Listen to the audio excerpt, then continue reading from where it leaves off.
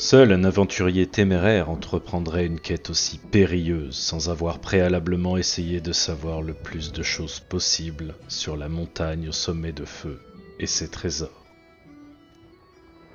Avant d'arriver au pied de la montagne, vous avez passé plusieurs jours avec les habitants d'un village des environs qui se trouve à 2 jours de marche.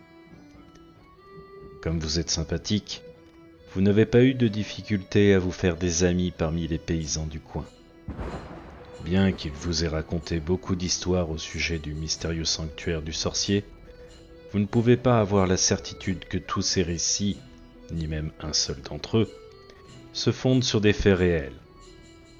Les villageois ont vu passer de nombreux aventuriers qui s'en allaient vers la montagne, mais très peu en sont revenus. C'est un voyage extrêmement dangereux.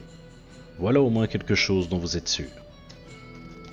Parmi ceux qui sont réapparus au village, il n'en est pas un seul qui ait envisagé de retourner dans la montagne au sommet de feu. Il semble qu'il y ait quelque vérité dans la rumeur selon laquelle le trésor du sorcier serait enfermé dans un coffre somptueux, doté de 2 serrures, dont les clés sont gardées par diverses créatures à l'intérieur des souterrains.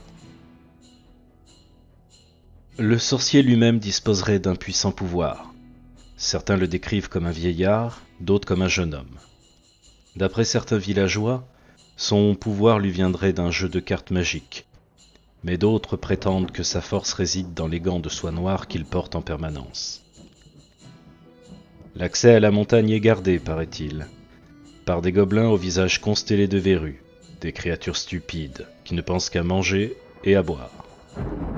À mesure qu'on avance à l'intérieur, les créatures deviennent plus redoutables. Pour atteindre les salles intérieures, il faut franchir une rivière. Il y a un bac qui la traverse régulièrement, mais le passeur, à ce qu'on dit, tient à recevoir le prix de ses services. Et il convient donc de se munir d'une pièce d'or pour le voyage.